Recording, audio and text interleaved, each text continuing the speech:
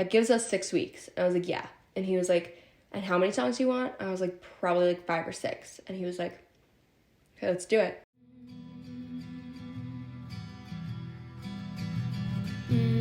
A burn book is a place for the most factual opinions, open secrets, and the truest myths. These pages are written for only flames to read. I remember just having a lot of songs titled by people's names, because what I do when I write is I write letters to either those people that the song is about, I write letters to myself, I write letters addressing emotions, just to get my emotions and feelings on paper first. I take lines from those letters and turn them into lyrics. So as I accumulated these letters and then therefore songs, just by default, I started titling them these people's names. And I was like, how could I make that into a concept? I thought of diary, I thought of unsent letters, I thought of things like that. And then I guess one day I probably watched Mean Girls and saw their infamous burn book. Every song on the album could be like a page in a burn book. So essentially it was a sonic burn book. And I thought that was a really great idea. And then I backed up for a second. I was like, wait, that would mean you have to title each song the name of the person. I, for a very long time, was like, that you can't actually do that. That's just, no one's done that. Even Taylor Swift doesn't admit who they're actually about. How are you actually going to do that? And I guess there was just a point where I said, well, what's wrong with doing something different? The way I made peace with it was, if a 3-minute song was going to hurt their ego that much, they really should have not behaved the way they did. So that's how I made peace with it. And at the end of the day, it was just a test of vulnerability for me. So I said, you know what? You can't care what people think. This is the industry that you're in. So this is going to be a complete, I'm going to lead by example in being vulnerable. Like, this is how you do it. I'm going to write all the songs straight from my heart and make them public directly for myself, just to prove to myself that I can be resilient and vulnerable and honest without worrying about what other people think. So I did receive some pushback from people when I told them about the concept idea, just because obviously people that care about me don't want me to have to deal with any negative response, and they don't want me to stir the pot, if that makes sense. And I get that. I think it's a less than classy approach, but again, it's not for other people, it's for myself. They cover a pretty intense 3 years of my life.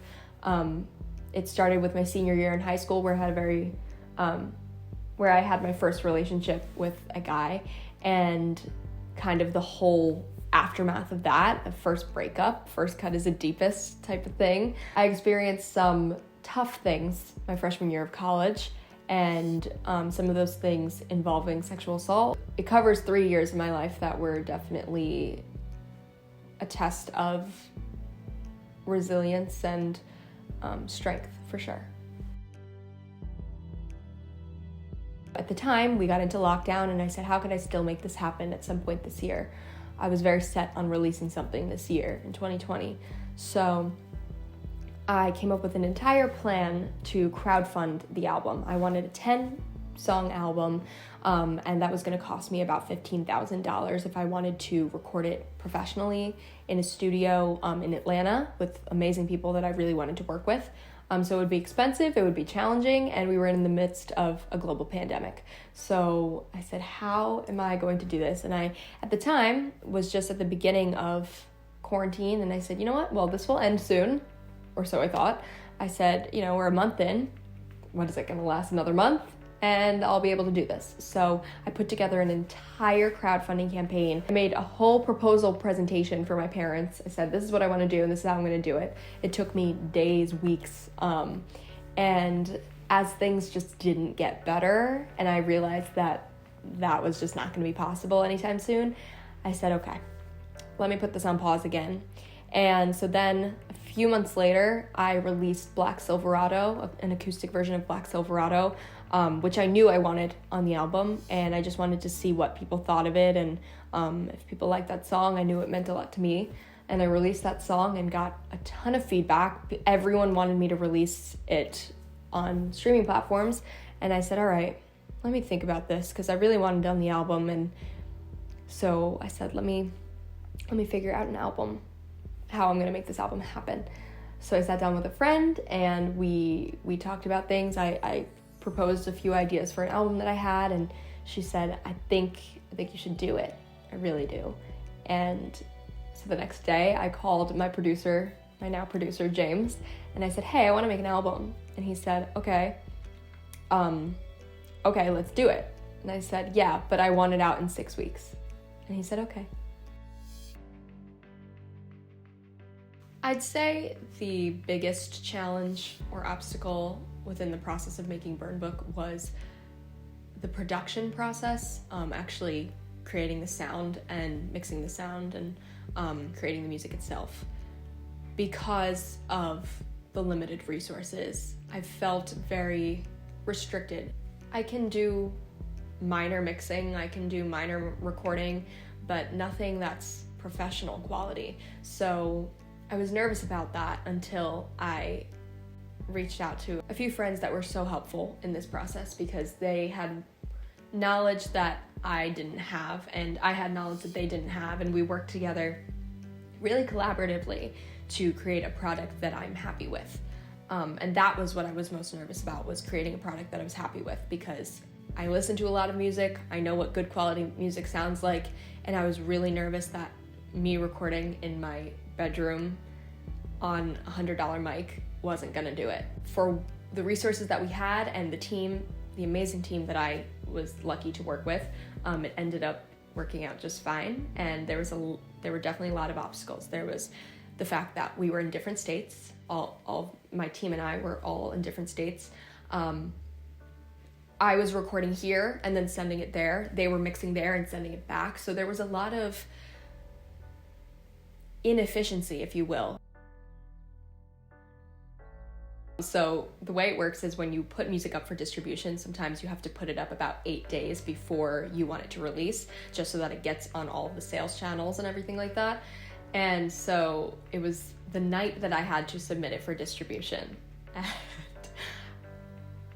my producer, James, sent me every single track, and he said, go sit in your car, go listen to them through. If you need any last minute changes, whatever. Then he said, also listen in your headphones and listen out loud on your phone, like listen to it in different mediums so you can really understand the sound and the quality of it. So I sat in my car, and I remember face palming, and I was like, the vocals are too low, this is that, because I was listening with such a critical ear, and I was so nervous to make it public that I'm just picking out everything that people are probably not even aware of. I was being so tedious with it, and when I got to the end of the album, I just cried in my car for like 15 minutes, and I was like, this album is horrible. Meanwhile, it wasn't. I was very stressed out. It was a full moon. Like, of course, I was going to be completely crazy about this album. I called James, and I was like, can you do this and this and this and this and this? And he was like, Amanda, I need you to sit back. He's like, I will do anything you want. He was like, but I need you to sit back and not listen with the critical ear, because the album's really good. He was like, we've worked really hard on it. We've done everything that we could. We worked with what we had. He's like, I think it sounds good. He's like, I just listened to my car. It sounds great. And I was like, okay. And so I sent it to a few friends. I sent it to Brianne. I sent it to some other people. And I was like, do you like this song? Should I cut it? I don't like it. I can't listen to it. So dramatic, like ridiculously dramatic. And everyone was like, sounds fine to me. Like, you're crazy, dude. So essentially I said, okay, well, here goes nothing. And I put it up for distribution that night, and I literally cried myself to sleep. Probably the biggest turning point for me was my friend Michael, who has been one of my most creative friends since we were 15. He's a film major, and he's just so talented. He has incredible taste in music. And I said, all right, this is like the straw. This is the final judgment. If Michael thinks it's good, I'm just gonna go ahead with it. So I called him, and I was like, Michael, can you listen through the whole album and tell me which songs need to be cut? Should I even bother with this? I was like, Taylor Swift definitely doesn't cry like the night before she's gonna release an album. Like, this is so pathetic. Like, why? And then I was like, totally down a rabbit hole. I'm like, you're not even good enough for this industry. Why are you thinking this way? If this is gonna bother you over an album that no one's gonna listen to, you can't be in this industry. It was so pathetic. It was really so ridiculous. But Michael answered, and he listened through it all, and he called me, and he was like, Amanda, he was like, this is some of your best work. And for Michael to say that, because he's heard a lot of my songs, I felt very encouraged. He was like, this is some of your best writing. He's like, you have grown so much as a songwriter. He was like, the tracks are awesome. He was like, your producer is a gem. He was like, I wouldn't change a thing. He's like, you have to go for it. And I was like, really? And he was like, as a creative, I know what it feels like to be so critical and be your worst critic. He was like, you need to trust this and go for it and move on and be better next time if that's how you feel. He was like, but regardless, he was like, keep every single song on the album and put it up for distribution right now. And I was like, okay. So I did it. I turned the worst year of my life into art that people love. Like, that's so cool.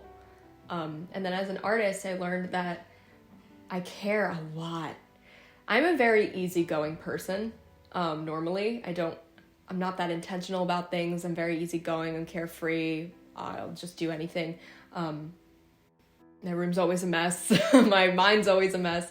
But when it came to this album, I found myself like a different person. And I guess that's just part of my artistry, is like, I really, really care about it and I'm really passionate about it. And that's where this whole other side of me, like this critical, tedious side of me, comes in, which I thought was really interesting. And it's definitely good to know for future albums. The biggest lesson I learned throughout this entire process definitely goes back to how I was so critical of myself, and learning that nothing's ever going to be perfect and finished the way I want it to be. And at some point, you just have to accept that. And what's funny is I've always gotten that advice. I'm lucky enough to go to Belmont University, and there's always guest speakers coming in doing Q&As, and we've heard from experts in our industry. And I would say a common theme in their advice is nothing will ever be finished or at the standard that you want them to be. They were like, but there's deadlines, and that's the real world, and you just have to trust your gut and go for it. And that's always their advice, and I've always been like, okay. But it's obviously easier said than done, because throughout the 6 weeks, I questioned myself every day. But I'm very, very happy that I just made peace with it that night, 7 days before it went up. And when it was out, I felt very proud of myself. Proud of myself for being so vulnerable. Proud of myself for turning some hardships into art. And proud of myself for finally saying, I don't care what anyone thinks. This is for me. If I could do anything differently, I wouldn't have rushed my first debut album in 6 weeks. Like, no one does that. It definitely would have taken the time that it needed. But at the same time, going back to what I said previously about nothing's ever finished, even if I had spent more time on it, would it ever have been what I wanted it to be?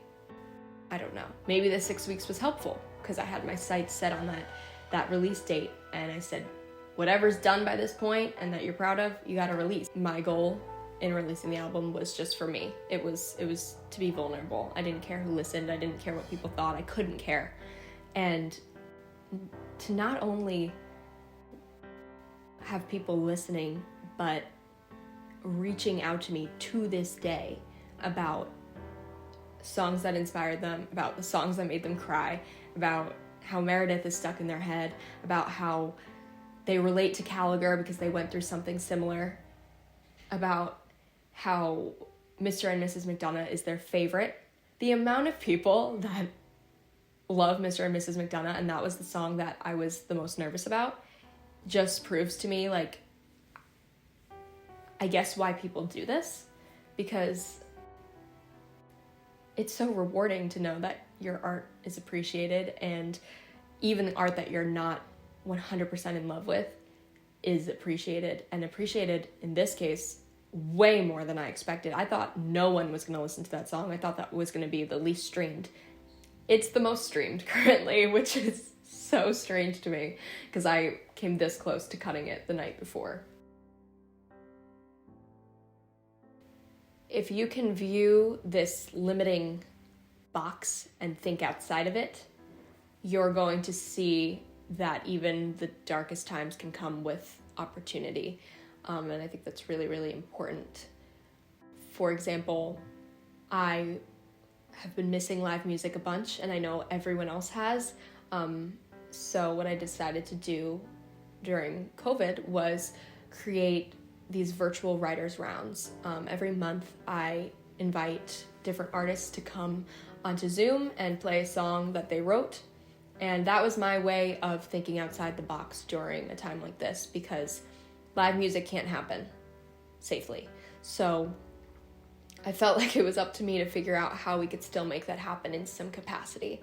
And the response to that has been so amazing, and I'm so happy I decided to do that. I will forever be thankful for COVID because it really challenged me to think differently, and it challenged me to create something out of nothing, essentially. We were in lockdown for about 3 months here in New York, and I was so hard on myself for not feeling creative and not feeling inspired. I think that's what was holding me back when I finally decided to be like, well, I don't have to write songs right now. Like, the world's on the ground. Like, it's really fine if I don't write any songs. That's when I started to have ideas. You have to remember that inspiration comes from experiences. And right now, during a time like this, you can't have experiences that you're used to. And I phrase it that way because you're constantly experiencing things, you're just not experiencing them the way that you're used to. So I started to be more mindful of the experiences that were just going on in the four walls of my house.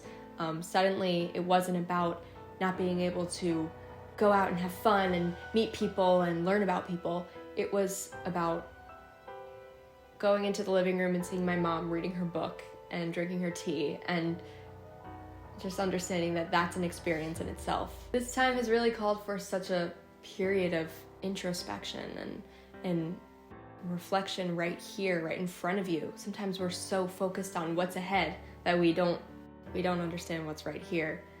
So that would be my biggest piece of advice, is to experience things in a different way and be open and mindful. And I promise inspiration will hit. For the good of all, so mote it be.